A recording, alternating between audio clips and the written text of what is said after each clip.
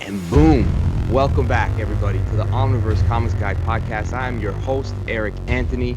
Of course, everybody that is watching us on YouTube, thank you for joining us. We really appreciate it. Hit that like and subscribe button. And of course, most importantly, visit us at omniversecomics.guide, where you can get all of our previous podcast episode creator interviews. We've got collector item special, reading orders. If you're into comics and you want to know where to begin reading a book and seeing where it takes you, visit us, omniversecomics.guide. Now, without further ado, today's guest. Let me start off by telling a little story. Once upon a time, a young man from Halifax, Nova Scotia, by the name of Sean Jordan, was exposed to gamma radiation from a Wu-Tang CD, two turntables, and a mic. And from that point on, his verbal dexterity, shall we say, his linguistic manipulation was second to none. He goes by the name of Wordburglar, and if there was ever a comic book character to jump out of a comic and come to life as an MC, this is our man. Wordburglar, welcome to the show. Welcome to the Omniverse. How are you, my friend? Yo, the Omniverse it's so great to be here, man. It's my favorite of the verses. And there's a lot of them. You've got a lot of verses. Yo. It's a big throw, right? Nice.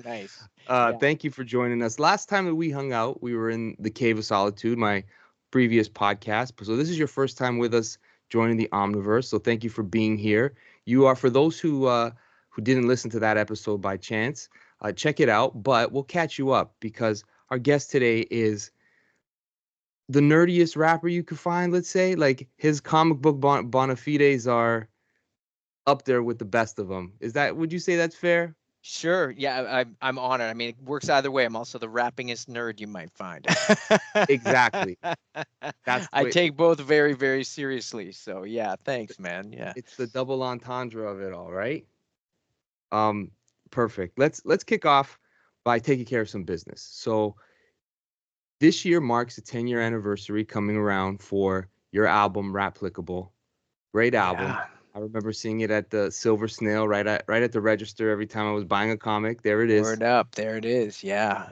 Beautiful. Shout out Signal Noise. James White and Dave Howlett did that artwork. Go check out their stuff. Genius artwork. Yeah, right? Love it. Perfect thing to associate with the comic verse and the rap universe. But you've got a vinyl release to celebrate it in the works right now. It's a crowdfunded on Bandcamp. Can you tell us a little bit about what's going on with your vinyl release of Rapplicable? Yeah, absolutely. So this is Rapplicable Skills. It came out 2015. So next year's the 10th anniversary. We only ever dropped it on CD or digital. And I love vinyl. I love CDs, but I always wanted to put this on vinyl. So yeah, right now we're in the middle of a vinyl campaign on Bandcamp. You can find it on wordburglar.com or just type in Rapplicable Skills vinyl campaign. And we're crowdfunding it. I've actually crowdfunded 3 albums already on vinyl. Like we did Third Burglar. You open that up, you get the lyrics. Beautiful. And what we've been doing, every vinyl we're doing is like a limited edition, heavyweight, colorful vinyl. So that's the Third Burglar vinyl, which was my 3rd album, hence the name Third Burglar. And then we did MacGuffin Device. I got that one. Well, yeah, dope. And this has got a lot of tracks about comic books and video games and movies. I mean, they all do. I'll just show you that blue. And then for Rapplicable Skills, we're going to put it on like a really cool kind of a neon orange heavyweight vinyl. And if you're into vinyl, we make sure that it's all like the music is remastered, especially for vinyl, because you get a different sound. You know, based on from a CD master is going to be different from a vinyl master because it's just like a completely different way of playing the music. So it's going to sound amazing on your speakers. All the vinyl we've put out already, it just bumps. And yeah, I'm pumped. Like, this was a big record for me. It's got a great variety. It's got a song on there called The Other Shop, which I think people listening might get. And it's about that other shop that you go to when you're a kid or when you're an adult and you're collecting comics. And it's like, oh, you know, you got your regular shop, but every now and then you got to go to the other shop. And it's like, oh, I don't want to, but, you know, they sold out of the new issue of Avengers and I got to go to the other shop where they've already jacked up the price. Like Yeah. you get in there Wednesday afternoon and like the new Spider-Man issue is already like twice the price. And it's like, oh no, this is rare and it smells bad and it's weird and it's sketchy, but you know, you don't want to bring your girlfriend there, but or your We all know boyfriend. that shop. We all It's the know that other shop. shop. Yeah. That's So, yeah, that's one of the tracks on there. And one of my favorite tracks on there, actually.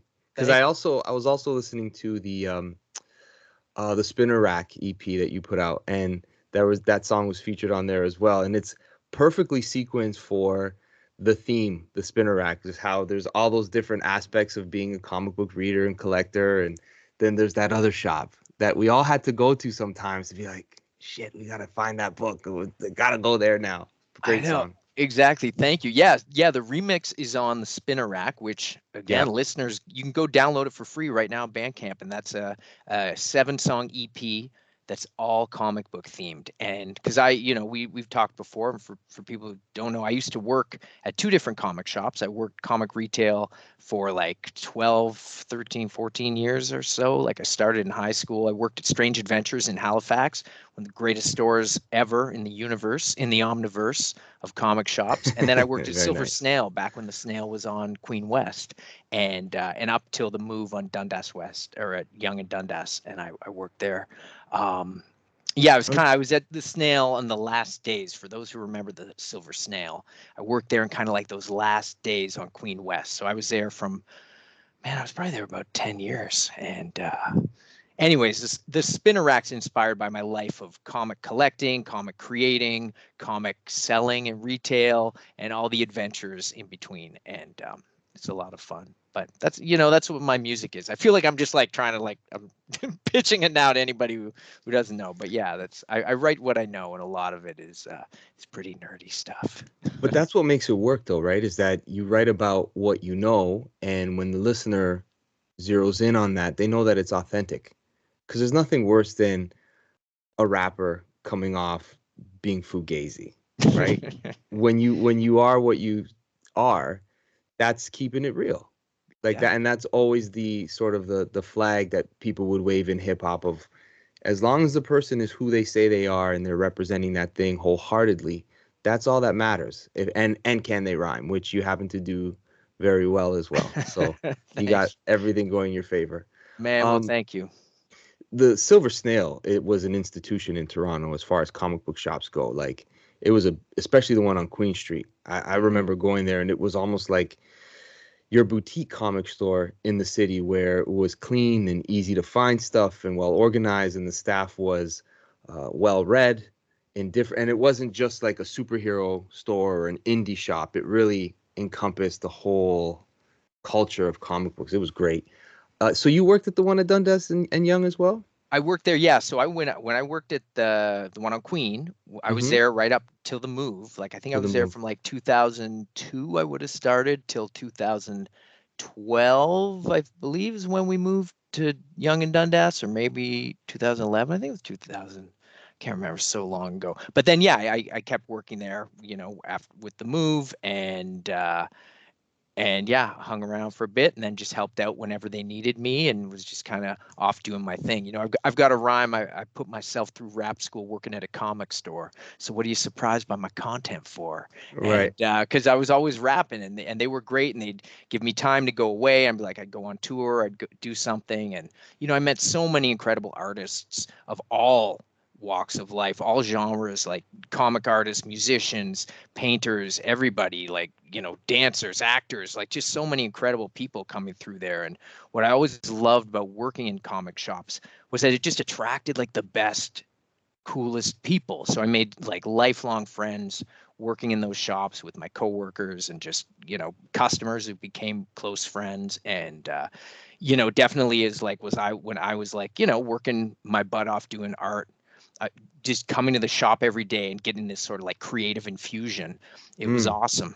And yeah, it wasn't just superheroes. We made a point, even in those early days, like people forget, like there was a time when graphic novels weren't even that big. Like people even didn't Mm. even, like, we take it for granted now. And there was a time when you couldn't find stuff. Like people would come in and be like, yo, I like this, but I don't know, like, and like Vertigo was really killing it with with the graphic novels at the time, right? So like obviously Preacher, Sandman, Why the Last Man, all that stuff was big. But then people would come in, they were like, I've read it all. What else you got for me? And I was reading everything, so it was always fun to just like be able to recommend. And I didn't have a YouTube show or a podcast or anything. It was like in the shop, and then it was real. it was real, It and was so good. it was like I feel like all the conversations now that I see pop up on social media, like, like all the negative and all this, like I used to hear that in the shop because the snail was so busy. And I remember like I didn't even go online back then because I was like, why would I go on this Twitter thing and just hear people complaining about the Avengers when I'm working here for 8 hours a day and people are coming and complaining to me about comics and I'm just hearing all this stuff in person. It's like, this is a conversation. But, obviously I love the plus side is great stuff like yourself. And, there's so many incredible, like the fandom community is so great online, that I think that outweighs the negative. But I think it's the passion too, right? It's like comic book fans, any sort of fandom that there's a niche to it where you've got people who like it and they listen or they watch a movie because it's related to the comic book or whatever. And then you've got the people who are counting the syllables of a verse, right? Like they're checking how many bars they get to when that guy drops the punchline. Like they're really studying the technique. It's not even so much about is the content something that I relate to. It's how well did they piece that together where you can appreciate it, right? And the same thing with comic books. You start looking at not just is it popular or is it Batman? It's which artist was paired with which writer and how did they make that theme work with, Mr. Miracle? Like, wow, they got the right people to do it. So I totally get it. And fandom, like hip hop and comics, it's the passion of the fans that makes it almost as fun to be a part of, because it's such strong opinions no matter what. Like it's never kind of, you either love a guy or you hate a guy. It's just how it goes a lot of the times. You know what I mean? Oh yeah. Well, I know you and I talked on the last time we did this. It was like, yeah, same thing. The parallels between comics and hip hop. It's like, they were my two biggest loves growing up, and obviously it's my whole life to this day. But yeah, I know because you're a big Nas fan, and I love Nas, and it's kind of like, yeah, no one's gonna tell me pretty much. I will listen to people tell me, oh, this rapper's the best. This rapper's the best. I'm like, but I'm always saying like, yeah, but me personally, I would probably, Nas is like a top 3 guy. Like, it's hard Locked for me in. to like put him like out of a top 3 list. Like it's locked in. Yeah. Yeah. There's just something, there's nothing to talk about. Like Jack Kirby's the king. Exactly. And Nas is Nas. Like it's just how Yeah. it goes. Yeah. We were this t-shirt I wore, we were both at this show, the Nas and Wu-Tang, right? Great show. Talk about some greats. That was the show at Toronto, Wu-Tang, Nas, De La, where I was going to it and I was like, there's no way this is going to be as good as what I would like hope it to be. But then when I got there, it was. It was like I was almost like prepared to be disappointed because I was like, this is too awesome. It's too much. Like everybody was there. Meth all the Wu was there. When Meth came out, I was just like, dude, when they have everybody for Triumph, except obviously ODB, it was crazy. But Dak, his boy was there, his right? Boy was there. His boy kept the spirit. So you felt ODB there one way or the other that night. Oh, man. Yeah. What was really cool about it too was that there's so much star power on a stage like that you're wondering, like, how are they even going to introduce people in a way to get the crowd to pop? Like when they did Verbal Intercourse, I lost it because you knew what was about to happen, and it's like that's how they're going to introduce like kind of the headliner of this thing is he's going to come out as a feature. Like that's how star powered it was. It was great. It's dope. Yeah, and I think we talked when I saw you at Fan Expo too. It was like you could see RZA really being like that. Everyone kind of deferred to him. Like he just has that natural like leadership. Like whenever he was on stage and people were like kind of like like it was like like clearly that guy is like the general. The abbot amongst all that star power. Yeah, exactly. Right. So, the head of the Wu. You So getting back to your vinyl being pressed up, so people can check it out on Bandcamp, where they can go to support it. What's the process of having something like vinyl pressed up today? Because it's a dream of mine to put some of the stuff. I don't think we could because the copyright of some of the beats wouldn't work, but to just have one of your recordings, your albums on vinyl. You could do it if you want vinyl. I mean, there are places that will do like one of one vinyl. It's going to cost you more, but you know, or you could get like 10. Like you know, I can send you some links to some sites if you just want to do like a boutique thing. Like there are even like record collectors even in Toronto who have their own private little presses. It might not be like, you know, the highest quality, but you could put your stuff on vinyl if you just want to do something for yourself. For me, like what I'm doing, like essentially the most cost effective way to do it, you want to get a run of like 500 at least made. The plants that I've been using, there's plants in like mostly a lot of plants in the States. There are a bunch in Europe. But I was using like in Georgia, there was a big plant, and in California now, Bandcamp actually has their own vinyl plant. So they were making so much vinyl. Oh, Bandcamp, that's for people who great. don't know, is like a music platform that I have found it to be the most artist-friendly platform. I've been releasing stuff on there for, since like 2011 or 2012, and it was the only site that I could find where I could release tracks for like a name your price option, because I just Right. kind of believe like, you know what, everyone's going to get stuff for free anyway. If people want the option to just take my stuff for free and enjoy it, great. And if they want to spend whatever they think is worth, they can do it. And that's turned out to be like a great model for me. So every release on Bandcamp, I think I've done like at least like the last like 4 or 5 releases, I've done all like pay what you can, name your price. And but they offer a vinyl pressing service for artists, where if you they will run the campaign for you, they will press the vinyl for you, and they ship it out, which is great. It's like a one-stop shop. So it's different than like where Kickstarter or some of the other platforms where you manufacture the goods on your own, and then you then like, you know, ship it out to everybody, which I also do. And I'll, you know, I'm working on the big Kickstarter for next year, which you know about already, which I'm pretty excited about. But you need your album to be mastered for vinyl, because if you just give them a regularly mastered album, the sound quality is not going to be great. I prefer the heavyweight vinyl that I talked about before, because the grooves of the record, it's just like a bit deeper, and the sound actually sounds better that way. And you can always tell if it's a high quality record. Like I'm a record nerd. I'm a nerd about all things. And when you hold, like, you can tell the difference. Like when you hold these records, like you can feel like the weight. Like when you Yeah. get a good record, right? You get a Yes. nice Nas album and you paid like $60 for it or whatever. It's like, that's like, you know, you've got like the good heavyweight stuff. But yeah, it's great. I've released CDs and vinyl, and I still haven't done a solo tape. I've been on a few tapes, but I've been kind of holding back from cassettes. But I think I might do a cassette next year too. But I mean, yeah, that's the ultimate. Those that want a cassette, that's the ultimate nerd, yeah, right? yeah. Because it's I'm the old uncle now when I talk to the guys at work about music. Music back in my days, because it was the patience that went along with finding the record. Even if you were downloading it illegally, there was a level of like patience that came along with the hunt.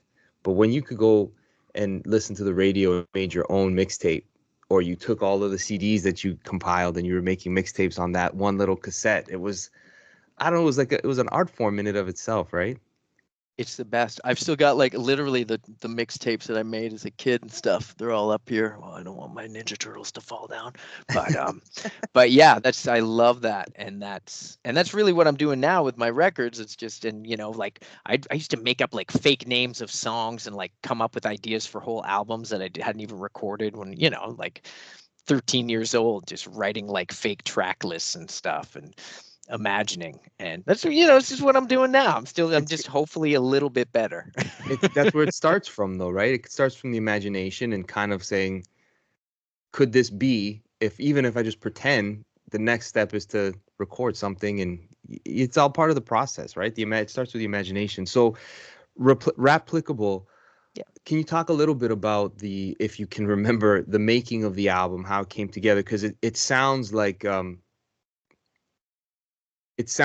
album that was important to your career as I listened to it. I wasn't quite there while it was happening, but listening to it now, I can see like I understand why this is important to him. It's a quality album. It's really good. Thank you, man. Yeah, I mean, every album I got such love for and fond memories. And with Replicable Skills, this was my second album that I'd released fully independently. Like I've always been independent, but I had been working with a few indie labels. And then the album before this was Welcome to Cobra Island, which was the first record I put out like independently on my own because I was like, you know what, this is a concept album. It's all GI Joe. For people who don't know, I did this whole album inspired by GI Joe comics and cartoons and like my love, and it's basically like me playing with GI Joes for 12 tracks. And I was super proud of that album, and I put it out for free on Bandcamp, and I was like, I'm just going to put it out on my own. And it turned out like the reception to that record kind of blew me away. I was like completely taken back by like, because I made it for me and like a couple of my friends, and it was like almost a response to people being like when I worked at the Snail, and people would be like, oh, if somebody had a GI Joe question, they'd be like, yo, go talk to Berg, go talk to SJ, he knows. He's a GI Joe guy. So I became like the de facto GI Joe guy at Silver Snail, which was great too, because anytime someone was trying to sell their collection, I give first dibs on the figures and stuff. It's actually how I built my collection working at comic shops. But surprise. But yeah, Welcome to Cobra Island was me like being like, yo, GI Joe is cool. Like at the time, it was like people thought GI Joe was the wackest, weakest thing. Like if you put it up against like anything, Batman, Ninja Turtles, Transformers, like GI Joe, and like the movie came out and the movie sucked, and like people were like, yo, how do you like this? I'm like, yo, I don't like this whack GI Joe movie. I like the dope GI Joe from the 80s and 90s, and when there's the comics, yada yada yada. So that was Welcome to Cobra Island. It was like my first step out the door, fully independent. And Replicable Skills was back to what I had been doing before I did a fully dedicated concept album, where it was like you're saying, like a mixtape. Like I was like, this is going to be a classic rap album to me, where it's like I've got all these different stories, all these different original songs. Like to me, I approached every single song on here real like it's a fully different. Like I've got one song about Bill Mosienko, who is a hockey player that my dad always told me about because he's got the NHL record that no one will ever break of scoring 3 goals in 21 seconds. And my dad, anytime like the chips were down or I was feeling bummed out or something, he was like, never give up, Bill Mosienko. And it kind of became like a joke in my family. I was like, all right, Bill Mosienko, I know. All right. Like anything can happen. You got 3 goals in 21 seconds. But that became like this motivational thing for me, like playing sports or doing anything in life. And I always thought, I'm like, you never give up. Like I'd always stay to the end of a game. I'd never like turn off the game if my team was losing, because like anything can happen. Bill Mosienko, 3 goals, 21 seconds. It's insane, but he did it. Right. So anyways, that's that song. I got a song about getting the narc high score in Nintendo Power Magazine, which is like true. And I think like a lot of my storytelling and writing abilities, like really like I kind of broke through a wall working on the Cobra album, where I was like, I could do more conceptual storytelling. Like I was getting to that point, I think, as a writer, where I was starting to be able to, I had all these stories I wanted to tell, but I didn't know how to properly express them. And I think with Cobra Island, and I got out all these like GI Joe stories and different characters and stuff, then coming into Replicable Skills, I was like, yo, I got all that GI Joe stuff out of my system. It's again back to like more classic Wordburglar, just rapping variety mixtape of a whole bunch of songs. And I think my storytelling, like I said, it just kind of reached this next level. So I feel really proud of this record, because like every track, there's like a ghost. We have a ghost song, there's the hockey song, the video game song, there's the other shop, the comic book song. I got like this sci-fi space posse cut. That's that everyone killed that. Yeah. Some of the flows on that, everyone came nice, like a good posse cut. Yeah, man. Yeah. And I had great team ups with like my buddies, like Ghetto Socks is on there, and we've been friends forever. And he came through on Walkman. And yeah, Channel Halifax is like my love letter to the city I grew up in. I was like so proud of that song, and like working with all the same people that I've been working with for years. And anyways, yeah, it's all these memories are coming back at once. And it's like really like this was like a breakthrough record for me, I felt. So I'm like really proud of it. So yeah. Please continue telling us about, like, you got to tell us why it's deserving of the vinyl treatment, right? And when you hear the artists tell those stories of just the idea of recording some songs, when you listen to that song afterwards, it connects on a different level, right? Yeah. Because you know where the artist's heart or where their mind was at. So I appreciate that. And it's true though, because it's unapologetically you, that album, and you can see like these are all aspects. It's not just comic book reference songs. It's like you said, playing the video game. It's about being from Halifax. It's about the other comic shop, or even the it's the French titled song Je ne care pas. Oh yeah, Je ne care pas on there too. Yeah, like every track's dope. It's a fun, and Yeah. and the other thing too is that, again, this might sound snobby, but when you have a listen to enough hip hop and you've got a bit of a trained ear of like, here are the albums that are considered classics, and you've done your homework to try to listen to them and see what makes stuff work. The recording that goes into it, the choices that you where you do an ad lib, or the way that you go into a chorus, there's a lot of, you can see the art in the choices that you're making. Like nothing's just haphazard or by accident. And that's really cool to hear too, because you're also known. I remember seeing you at Blue Jay games freestyling outside of Skydome at the time. I'm like, well, who is this guy? I think I've seen him at a comic book shop or something. Yeah. and it was the guy at the Silver Snail. But how do you, being a guy that legitimately can freestyle off the top on demand, does that help when you are writing, or do you have to use a different set of skills when it comes down to putting pen to pad? Because I feel that there's somewhat of a different skill set. I've seen guys in my life who could freestyle, but they couldn't rap on beat to something they wrote, which always boggled my mind. So how do you balance the two, or does it just go hand in hand sometimes? Yeah. They both, I mean, steel sharpens steel, that old saying, but they both come, like my freestyling always feeds into my songwriting. Like I'll freestyle and a rhyme will come to me in a freestyle and I'm like, yo, I got to write this down. And then that can go into something. And then when I'm writing, like I'll rewrite stuff over and over and over. Like the writing part is hard because you do the editing. Freestyle, it's just like, it's all coming out.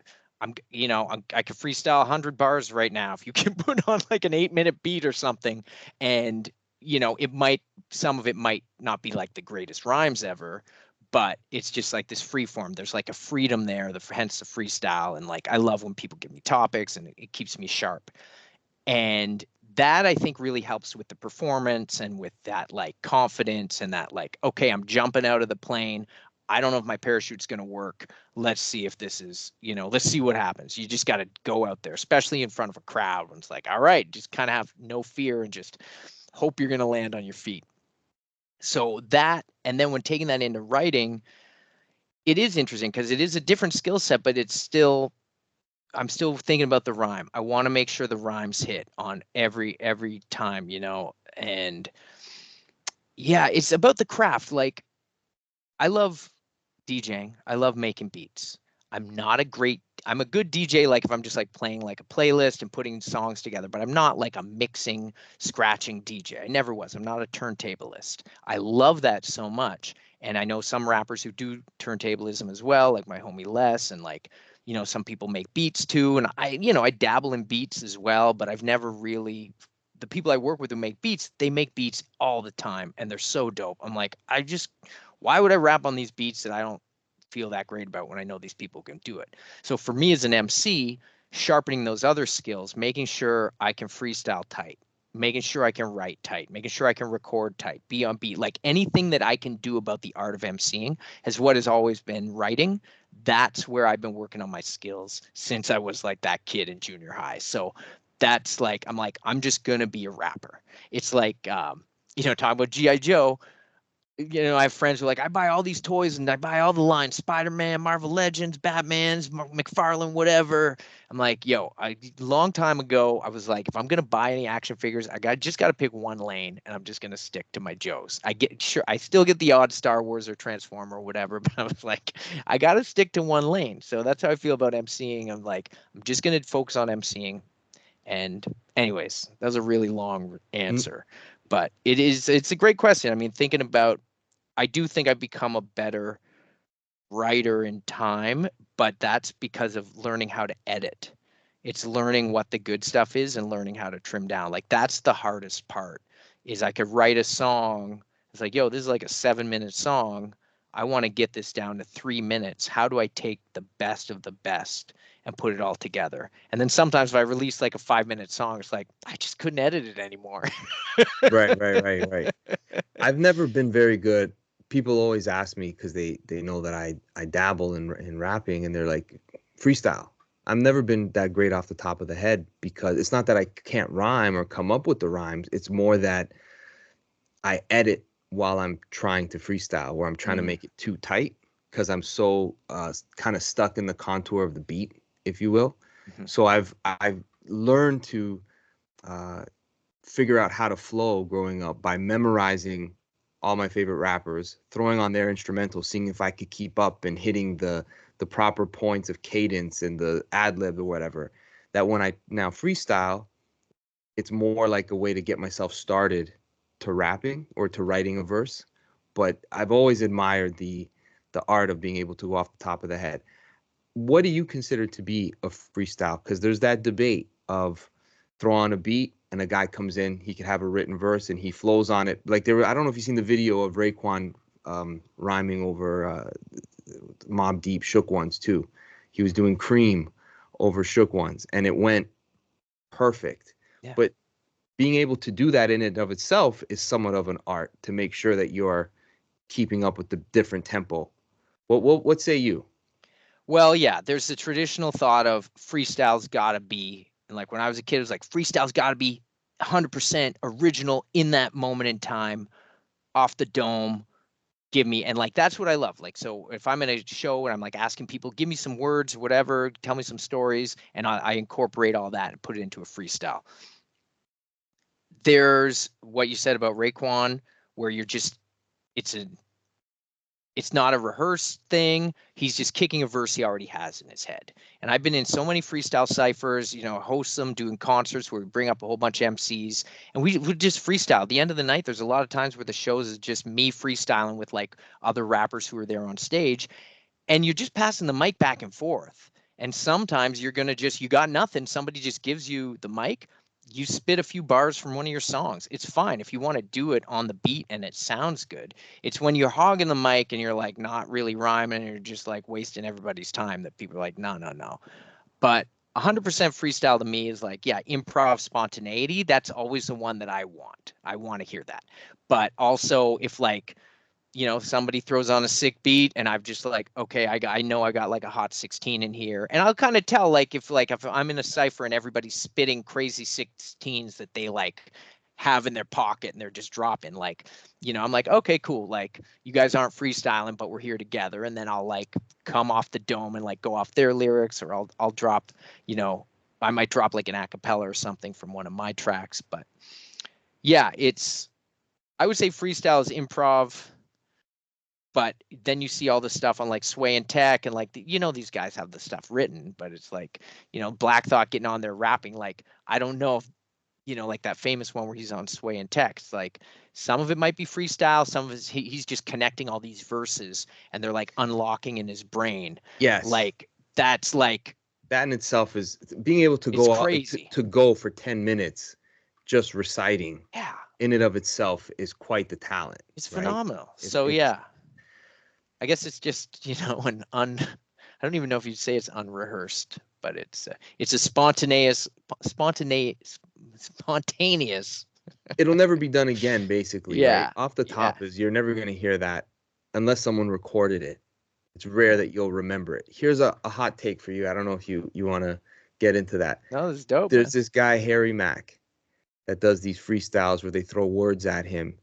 But for me, I could be wrong, but I feel that sometimes when a flow is too tight or when the syllables are so in the pocket, I'm like, that's not a freestyle. Because freestyles, there's that moment where you gather yourself back together.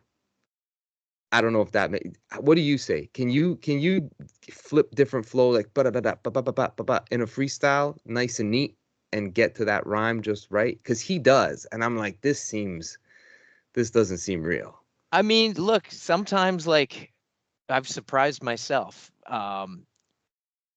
The trick I find, one of the tricks for freestyling is you kind of start thinking about that. You don't think about the rhyme you're saying. You think about the rhyme 3 or 4 rhymes ahead of you. Right. So that's kind of like I'm saying one thing and my brain's already jumping forward in time trying to like connect what I'm saying. So if I'm dropping a line and it comes out and it's like talking about our omnibus of Marvel and Spider-Man and Star Fox, and then I'm like already thinking ahead to like socks and glocks and talks and walks and box, and then it's like how can I like link these back, and you just kind of lock in.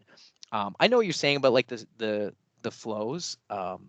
And sometimes you do need the connectors. Like again, jumping out of that plane, if I say something, Wordburglar, like I've rhymed Wordburglar with like every possible word you could rhyme Wordburglar with in my life. So I'm probably gonna be good at rhyming Wordburglar like with something, right? Like earlier, curlier, turtle, purple, like just grabbing any words for sure. Wordburglar, like surfer, like I don't know.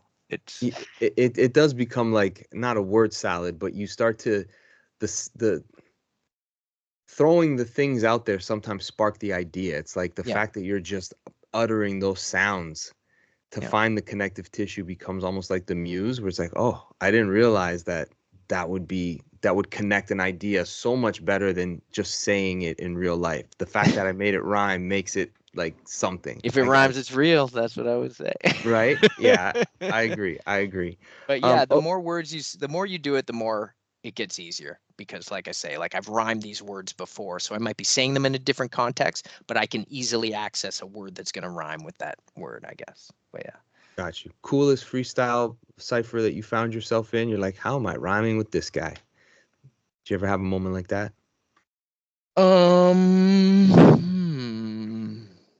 Like you mean like with like a like a legendary rapper? I mean, I've had the best freestyles I've had have been with like rappers I know, like Ghetto Socks, who I said more or less, Mega Ran, like those are like those 3 dudes. Like anytime I'm in like they know, like if they're rapping and freestyling, I like we all like we just have this like we get it. We can just connect on stage. Like I could freestyle with those guys on stage for hours.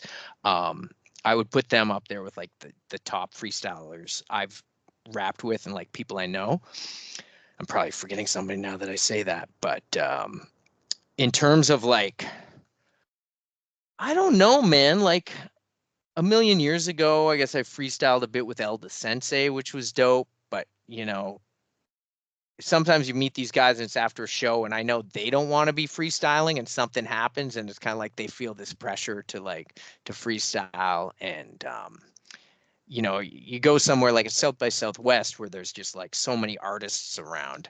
There's just freestyles breaking out every corner. So I've rapped with like some cool underground dudes, and I don't know. One time I bumped into Homeboy Sandman.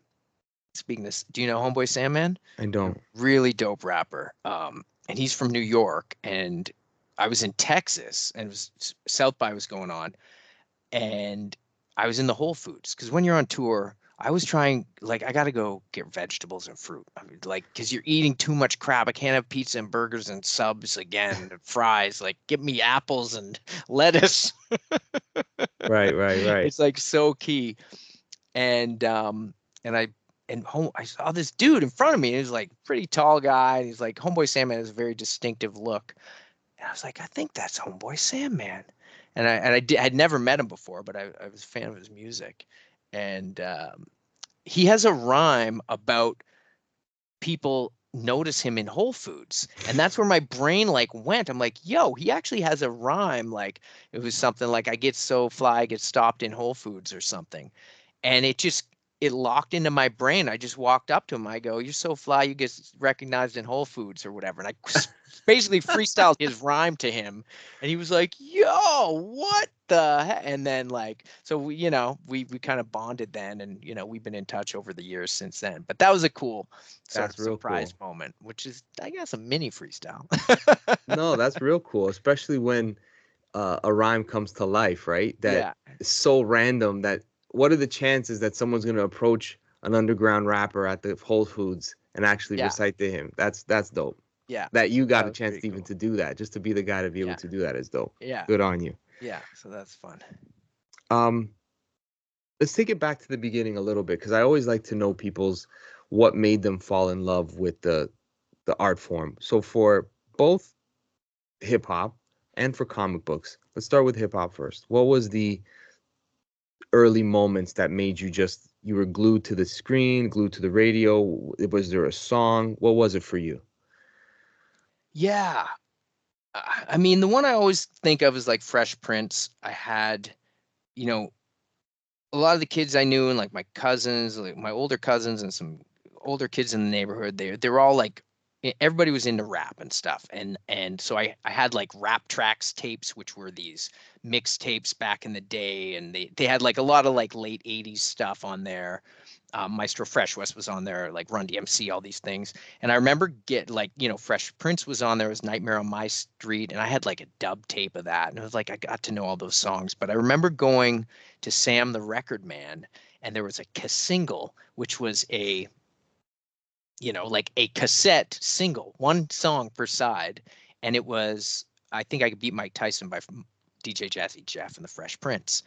And I got that tape. It was like 99 cents. I could afford it. I think it was like grade 4, grade 5. And I brought that tape home and I loved it. It was like I listened to the single on one side, and then the B side was just the beat. And this is the first time I'd ever encountered like a hip hop instrumental. Like, Mm. why is there just a beat on this? And then I like learned, like, the more I listened to it, the more I could like practice my rapping on the B side. Like I'd listen to him rap on the A side, and then I'd listen to the instrumental, and then I'd try and rap the lyrics on the B side. So that was a pretty special moment. And then yeah, from there, like Fresh Prince, those early days, love Fresh Prince. Anybody in like late 80s, early 90s. I was just talking to somebody about like Naughty by Nature. Like people forget like how big Naughty by Nature was. Uh, Lords of the Underground, of course. Those guys could spit. Naughty by Nature had some crazy ass flow. Tretch is crazy. Yeah. Tretch was crazy. Like Yeah. you couldn't go. There was definitely like a year or two there where like Naughty by Nature, it was kind of like this New Jersey thing. I didn't realize it was New Jersey at the time, but it was like where New Jersey was really owning rap, because you had Naughty by Nature was just blowing up. Lords of the Underground were there. Of course, Redman's coming from New Jersey. Like there was just kind of this flow. And then like Daz Effects, right? Like Daz Effects came out. Like Daz Effects was crazy, like with the Diggity. Like that was, you couldn't go anywhere without those albums coming on. And like the first House of Pain, like I have this like vivid memory of like all that stuff being huge. And that was me like really buying tapes, going to Sam the Record Man, getting Daz Effects, getting House of Pain, getting like LL Cool J and Maestro Fresh West and all this stuff. And it was right before Wu-Tang and Nas came out. So this is like that pocket. And then once the Nas, once that New York and the Queensbridge came out, like that was just, it was kind of over, right? Because then everybody was trying to catch up to them and do that sound with Nas and Mobb Deep, and like Biggie it's was interesting. around. Yeah, big, like like at least that's when I think of like my rap was like, whoa, went from like 88, 89 into this like in like Special Ed, LL Cool J, all this stuff. Then that 90, this is like my early days. And then by the time I'm like, getting into high school, like it's like Nas and Wu Mania, and just like that was over. And it's like, yo, forget about it. And then Ev- Nas, that took me through, and then Company Flow, and then yeah, it's yeah. During that time, everything was real high quality. I don't I don't think in the moment you necessarily realize it, but looking back, even some of the albums that may not have been up to snuff with the classics, you listen back to them like, "Oh, these are all really good albums." Oh yeah. Yeah, And man. to be an artist of that time, I don't think people really understand. Like they're very disparaging sometimes of even someone like a Jay-Z, who he came out in the middle of that and had to compete with people who had pretty much established their legend in such a short period of time because it was a young art form. So if you've been around for 4 or 5 years, you've been around for a long time in hip hop. Like LL was a legend already. Oh, yeah. It was less than almost 10 years. Yeah. You know what I mean? Like, And he was young. Like he was and he was young. very young. Yeah. Exactly.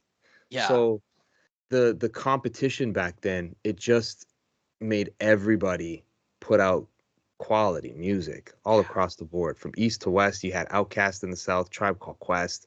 It just didn't end. Every Oh pocket yeah. of rap had Tribe. something good. I mean, that's the thing. Tribe, and then Master Ace, who was like when I first heard Slaughterhouse, that was like in the middle of all that other stuff going on. I heard that Slaughterhouse record, and Ace was like this one. He was like really taking a stance at the time against the gangster scene when the gangster rap was all taken over, and that's what Slaughterhouse is about. And that was like arguably a controversial record. I could do a whole podcast just talking about that album, but Slaughterhouse is so good. And Ace, his flow, his rhyme writing, like he put rhymes together better than anybody. Like as a young listener, I was like, yo, like Ace was like the guy, now we all talk about multis and triples and all these things. And it's like all this stuff is like commonplace. But Ace was like one of those first dudes who was like, yo, he just rhymed like 4 words continuously in a few different bars. And nobody was doing that, right? And then like Lord Finesse came out and he had punchlines that were just obliterating everybody. Where like Nas I always go to because he's like the poet, the storyteller, the writer, like he's just sounds perfect. And Wu-Tang is all this like visceral, like high energy, like larger than life superhero in your face stuff.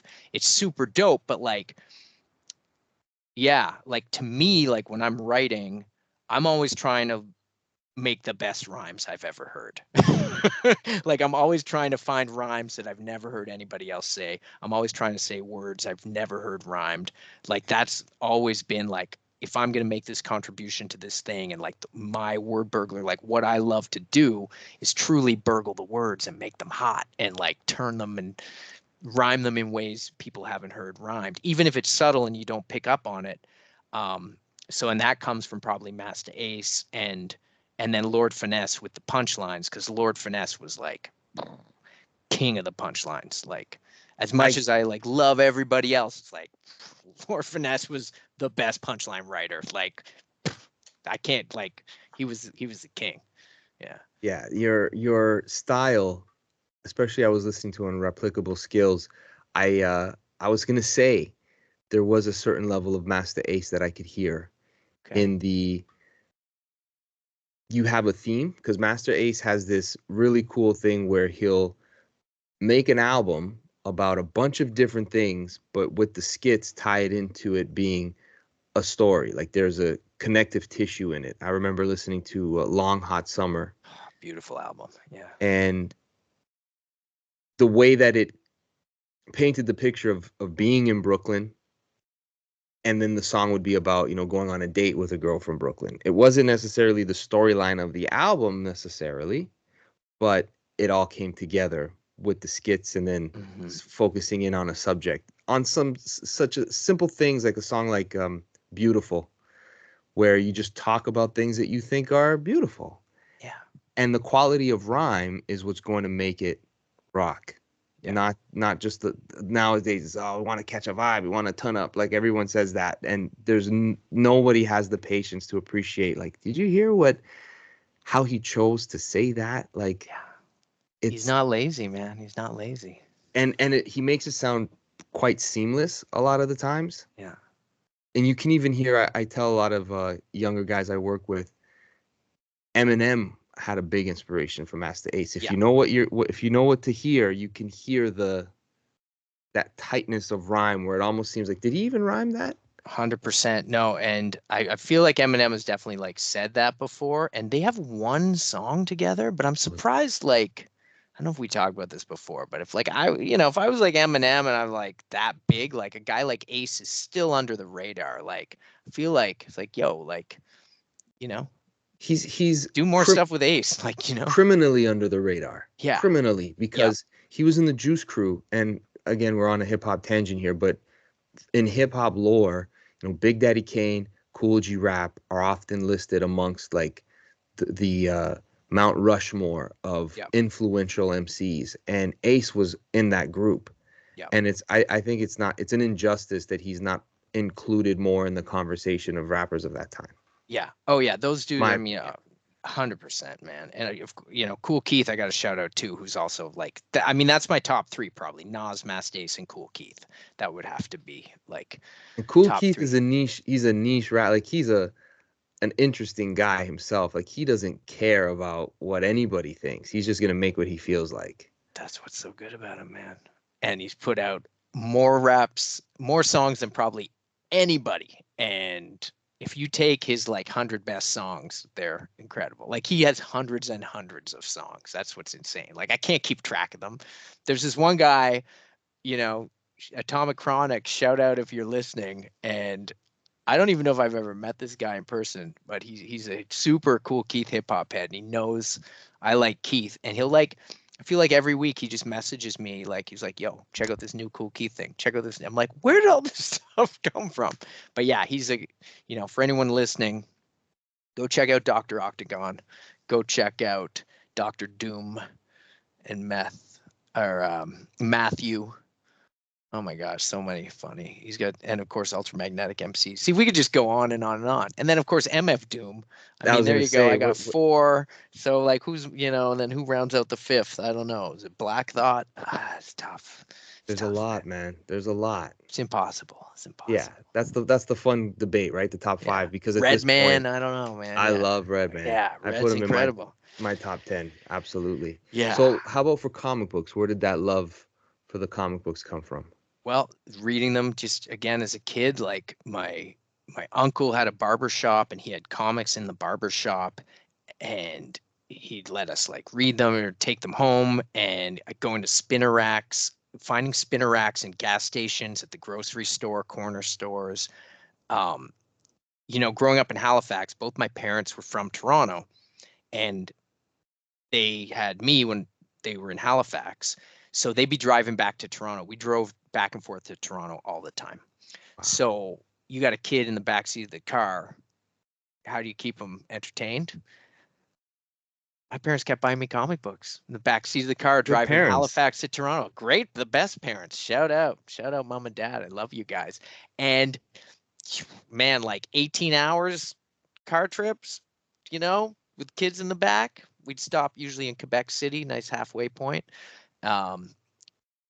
And I just get comics, any gas station, and then I'd read the comic 100 times. Like, when are we stopping for gas next? Let me check. What do they got here? I'm in Rivière de Loup. I'm in like some crazy town I've never been to in New Brunswick. Where am I? Like, what do you got? Oh, I've never seen that one. And the great thing about like that spinner rack era, every store would have a random comics, and you wouldn't know. Like, I remember getting comics completely out of order, like getting Amazing Spider-Man and then going to the next gas station and there's an issue that's like 10 issues earlier, and like it's just like whatever was just stuff would just sit on racks for months and months and months. So you could go in, you might get the newest X-Men, and you might get a G.I. Joe comic that was like a year or two old because nobody bought it, and the rack just kept spinning and they just shoved more comics on it. And it was truly like this incredible wheel of fortune, like that. I have the song, the spinner rack. Yeah. It was just about that, like the complete randomness, and reading all those comics out of order, trying to figure out, why is this Spider-Man so different? Oh, I'm reading Spectacular Spider-Man, but the last one I just read was Amazing Spider-Man. So these numbers are different, the stories are different, and you don't know this as a kid. I had no Omniverse guide. I had nobody's like, what's happening here? Like, Spider-Man's married here, but now he's killed by Craven in this one. What's going like, what the hell? Like, right. And I'm just, it made no difference though. That was the thing. Yeah. Is that you love the medium. There was something about the story being told in this cheap little loose leaf thing that you felt could fall apart if you held it for too long. Like, you felt it could melt in your hand at one point. Those old school comics, right? That did. Paper. Yeah. 100%. Yeah. They really did. Covers ripped off all the time. Oh yeah. The integrity of them was that's why, like, you can understand why people would encase them, because it's like, for what? That's newspaper. but those were easy to fall apart. And I remember so many of my Max Milk trips with my dad. Yes. The spinner rack. That was Yeah. the way he got me to keep him company. He's like, "You want to come with me? I'll buy you a comic." And Yep. Max and Becker's, man, they had the comics. they had the comics. And you're right about that randomness. You didn't know the date. You didn't know I didn't know how to keep issue number. How was I going to find issue number 477? Good luck. I didn't Yeah. care, right? Yeah. It just looked cool. It's so true. And I think that was it's one of those things where you remember you don't have to, if you want to get into the comics, just pick it up and read the book. And if you don't know what's going on, that's part of the fun is putting it together, putting the pieces together. Yeah. Exactly. And then making up the story in your head after. Like it'd be like years before I would read. I'm like, oh, I finally got the last issue of this Spider-Man in the Mad Dog Ward 3-part random ass story. Like I'm like reading it as like an adult. I'm like, yo, this is what happened. Okay, I made up a completely different story in my head. And yeah, I love that. Like even now, like my best friend Alex and I, like who's comic guy, and we do our comic together. Shameless plug, The Last Paper Route.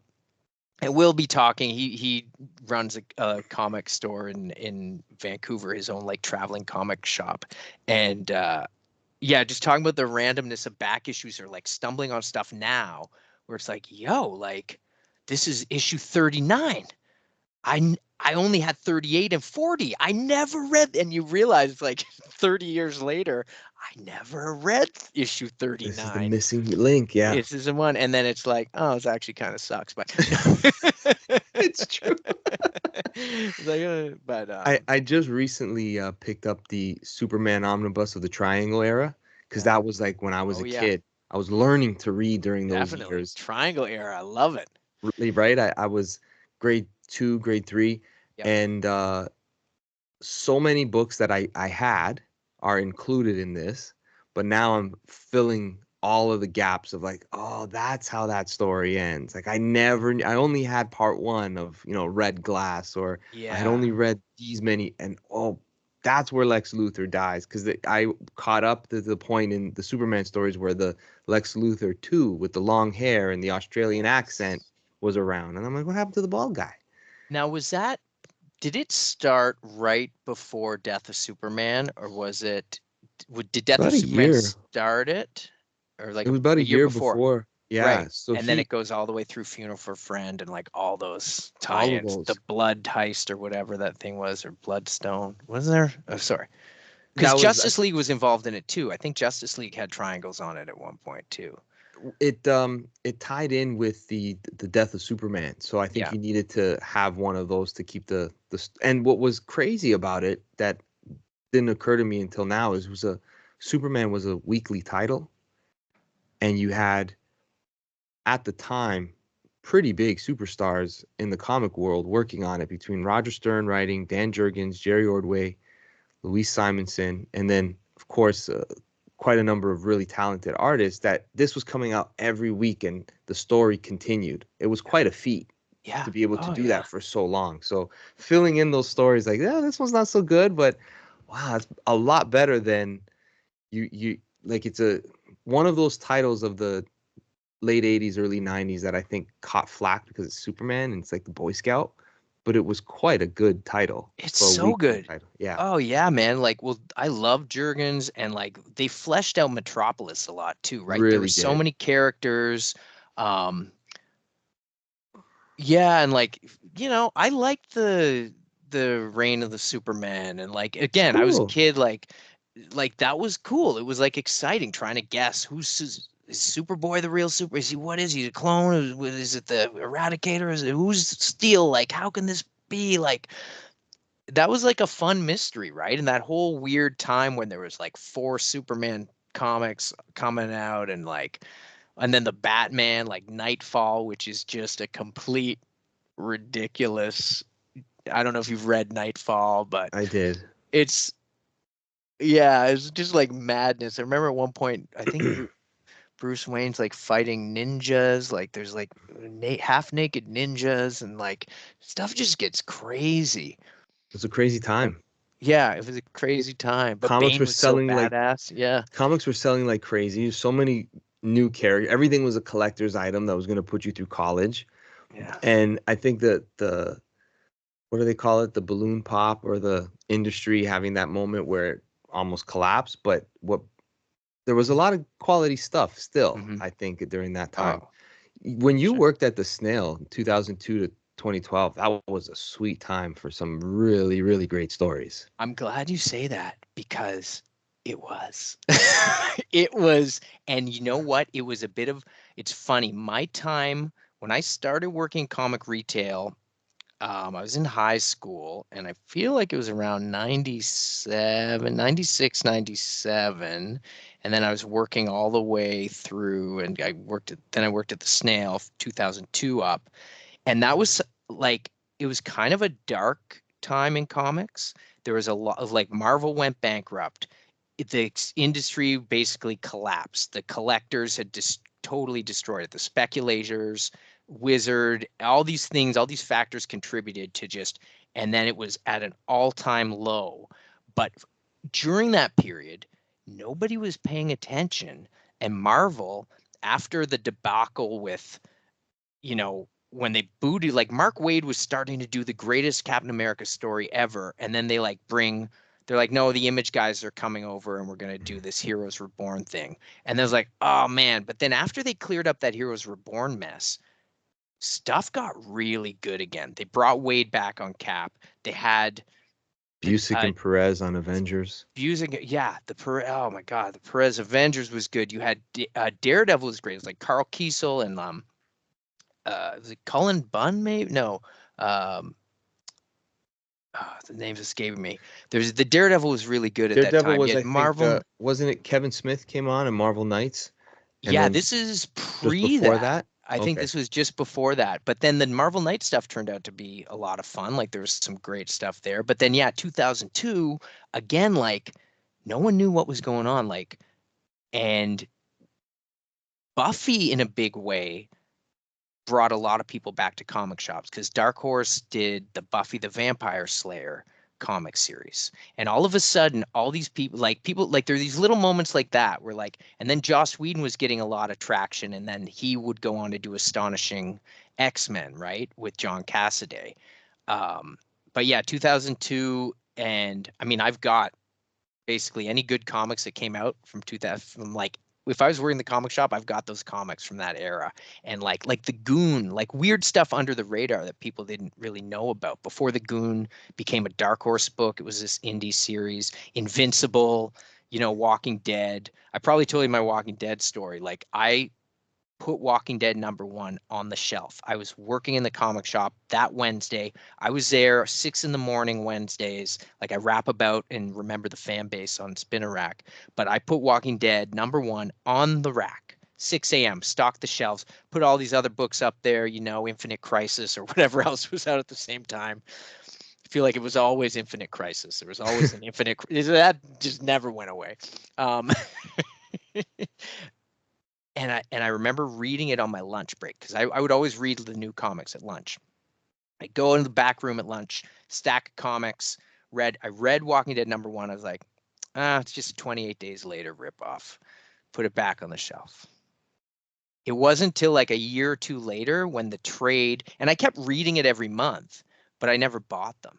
And then it wasn't until like issue 6 came out where I was like, yo, when there's like that twist with Shane and everything, it's like, this is actually getting really good. And I loved Invincible. But this is the thing too, I was broke. So I was like, spending $3 on a comic is so stupid. Like if I go back in time, I obviously would have bought that Walking Dead #1. I would have But bought all of them. But but like you're a reader, not a I'm a speculator. exactly. But no one was even speculating that. And I loved Invincible. Like I have every single issue of that. Like I was a hardcore Kirkman fan at the time. But I was like, you know what? I've been buying a bunch of other Kirkman books, Tech Jacket and Brit and all these other ones that didn't really go anywhere. The only one I was really into was Invincible. And then Walking Dead from like 6 or 7 on, I was like, all right, this is dope, fully hooked. And I think it has one of the best last issues I've ever read in comics. Like of that original Walking Dead run. Um, I don't know if you've read Walking Dead at all, Mm-mm. but the final issue, and they've since gone on to do a bunch of other stuff. But when he wrapped the series, and also the surprise when he didn't tell people it was going to be the last issue, like that's when I love Kirkman. Comic shops didn't know it was going to be the final issue. And it just came out and was like, wait, what? This is the last issue? And then the demand went crazy. But yeah, the final issue, he wrapped up Walking Dead really well, because some comic creators can't wrap a series. But like Planetary, I love, right? That's a complete comic. And yeah. Fantastic. What a shame to lose John Cassaday so young. But yeah, that's a fantastic book. It was again worth the wait to make sure that the artist and the writer completed that project.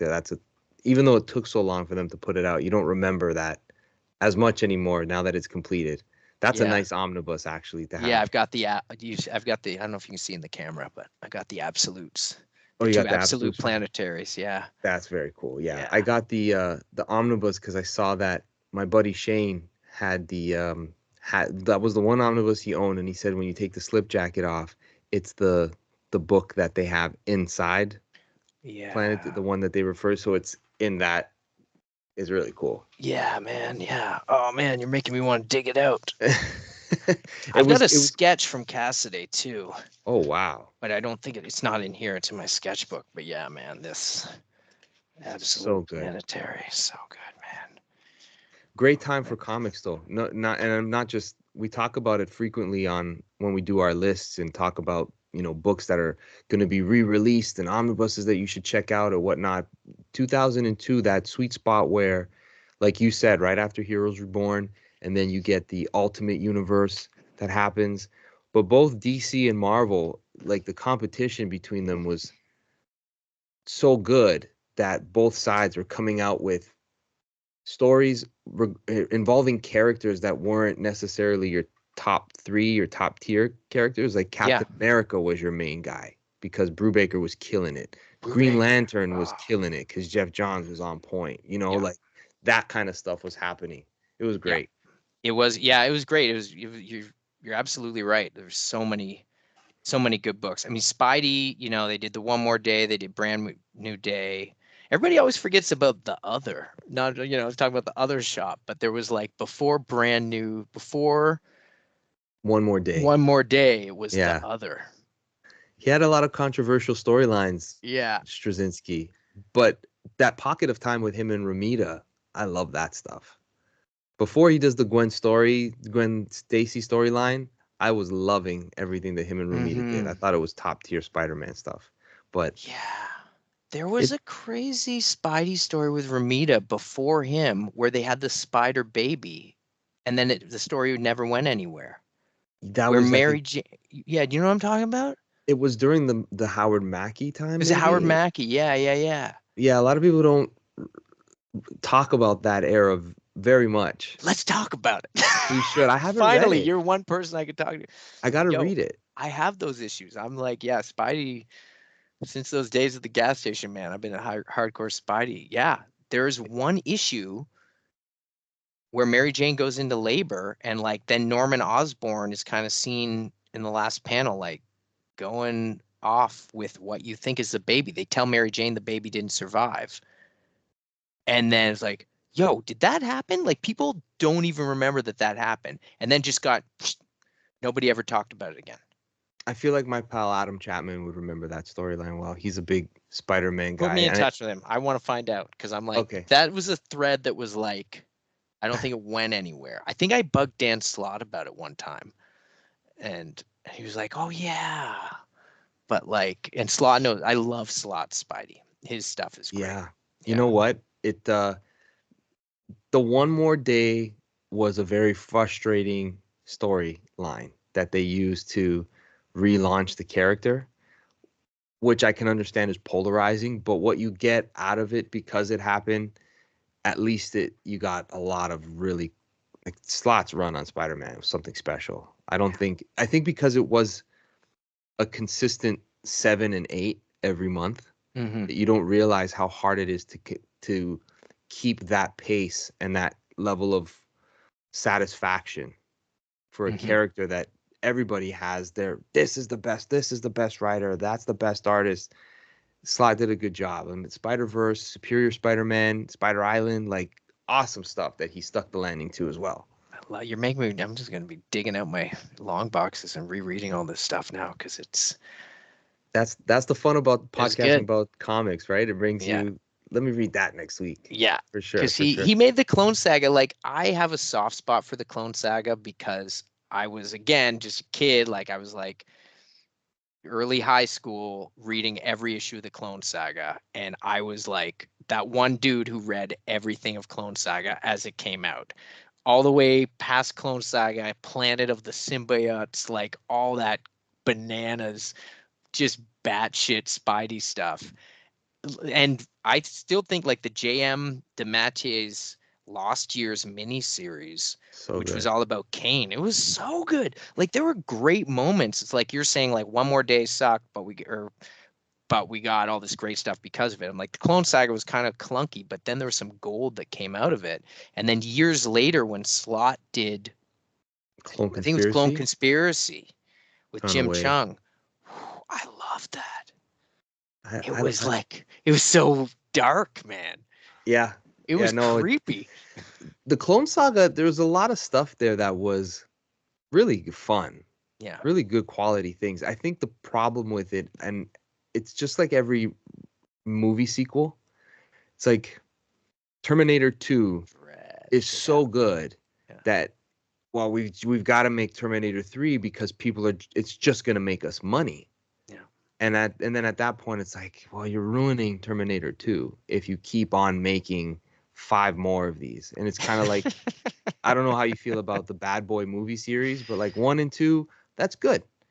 Now that you're trying to make a sequel 20 years later, it's like Yeah, I you're haven't gonna seen the new one. yeah, I've heard not to bother. My wife saw it. Yeah. She's a big Bad Boy franchise fan, but she's like, it was terrible. But again, it's the Clone Saga. They just took it too far, and it was a really strong story. And I like Ben Riley. I like the costume design, even though Yeah. it's so 90s with the vest and the hoodie. And Yo, Scarlet Spider's dope. he's Like that's dope. an He's so dope. like people like man, again, like when I worked at the shop, like I wouldn't hate on people's opinions, like, because everyone loves something else, and I would really start to like appreciate, like, if somebody came in and started telling me why they love this character that I didn't really, it was like becomes infectious, and like Yeah. that was a great thing about like what you do here, and it's like the sharing of like, I may not know anything about whatever the character you're talking about and Gnort, but you love Gnort, and tell me all, be like, I'll read absolute Gnort now. We'll bring it. But yeah, that's the fun about sharing it, right? Is the Yeah, passion that people have make you, all right, I'll check out that artist or I'll check out yeah, that comic because you're that's how I got into Invincible. I remember somebody yeah. at a shop, I picked it up out of my hand, I just looked at it and I said, "Do you know if it's worthwhile?" It was actually the deluxe editions when those Mm. nice Invincible deluxe editions, 12 issues a pop. Those are so good. Got Yes. them all here. Yeah, Oh, they're beautiful. beautiful. And I asked the fellow customer, he's like, "It's the best superhero series I've ever read." And I'm like, Yeah, "That's a big statement." And a couple people had mentioned that. I'm like, "All right, I'll give it a chance." They weren't lying. it is. And he just took all the best stuff from Spider-Man, Justice League, Batman, everything, and put it into one. It's so And good. it works. It's Uber great. violent, but there's something about it Yeah, that there's an art to that violence. it Ryan is. Otley. Otley's so awesome. Like he's just such a great artist, and he does his art's cartoony enough that the violence was always like not super shocking, I guess, when I was reading. Like it was still like, oh, that's crazy, but like the way he drew it, it still had this like cartooniness to it that it was like, okay, that's cool. Whereas if I'm reading like, if Alex Ross did that book, I'm like, yo, no, it's too real, bro. It's almost like Quentin Tarantino violence, where it's like that's Yeah, so ridiculous and yeah, gratuitous that it's you don't even take it seriously. You almost laugh at it. I know what you mean. yeah. You I don't know if it's too early to talk about, but you have a comic book. You said that you have one that you're making, but there's also one that you're kickstarting in the Yeah, new yeah, year. yeah. So yeah, I do the comic called The Last Paper Route. We've got 4 issues out, but the big thing been working on behind the scenes, and I think I might have shown you a preview before, You but I did. give a quick That's preview so right cool. now. This is top secret. That's Steve McNiven drew that cover for anyone who That's knows so cool. McNiven. And this is just a little color photocopy teaser that I've got a few of these to show. So what I'm doing, I'm writing. I've taken 15 of my songs, and I've got 15 different artists who are doing illustrations for each song.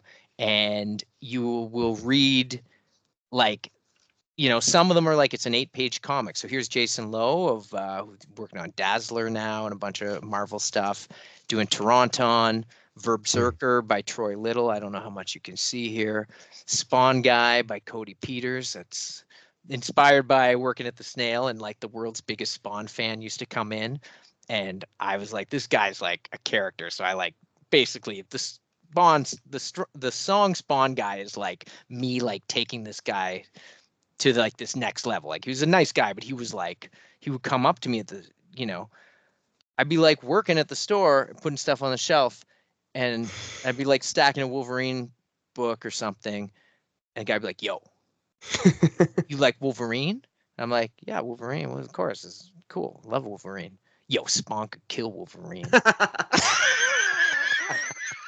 And like it got to the point where this guy would come in and just talk to me because everybody else was like, yo, don't talk to that guy. Spawn Guy's crazy. I was like, yo, Spawn Guy. But he would like bug people who'd be like waiting for their comics or like waiting in lines. Like, oh, yo, I see you reading Flash. Yeah, you like Flash?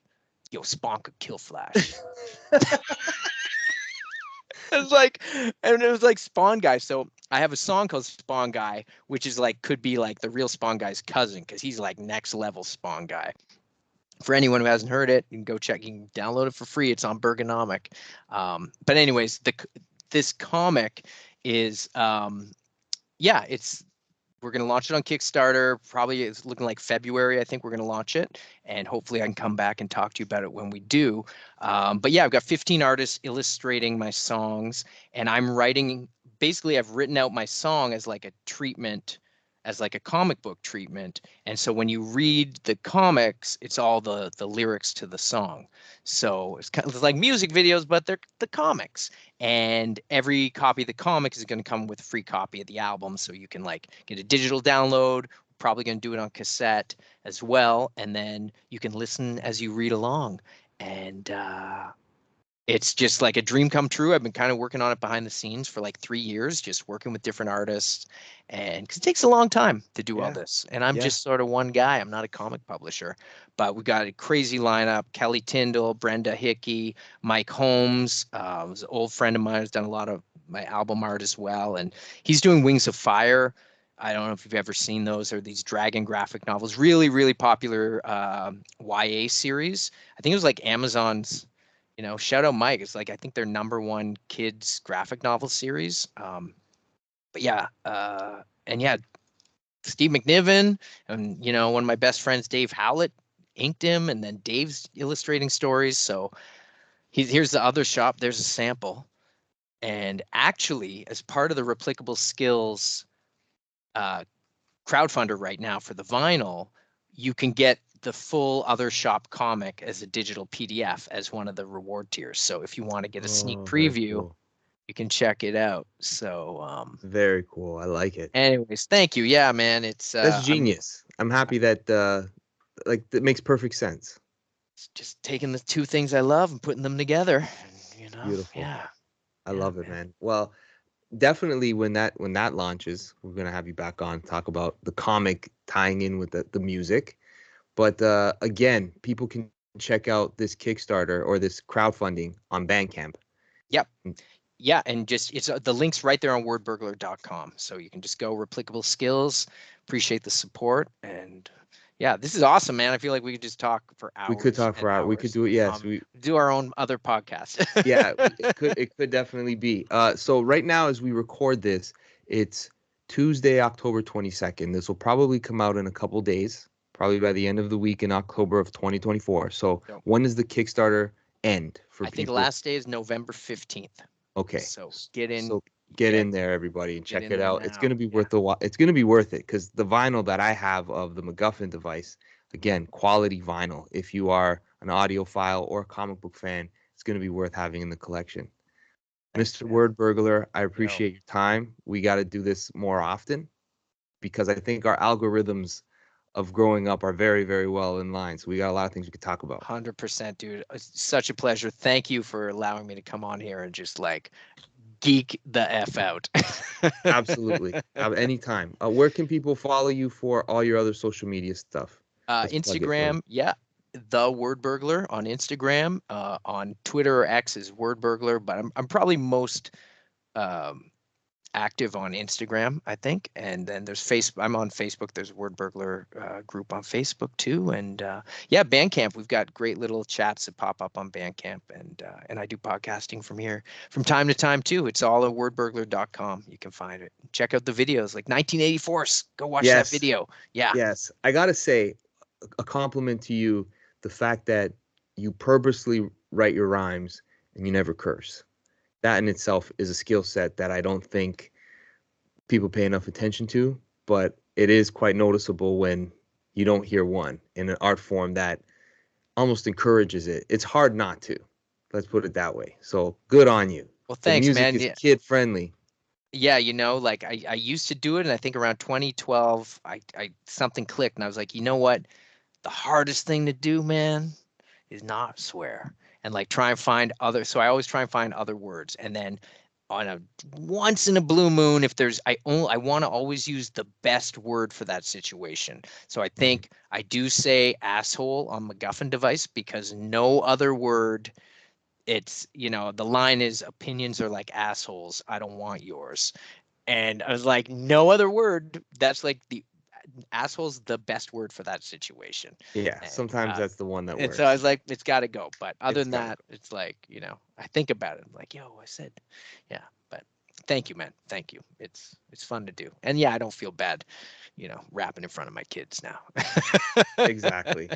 Kid friendly. You got the comics code of approval on your rap album, right? Yo, nice.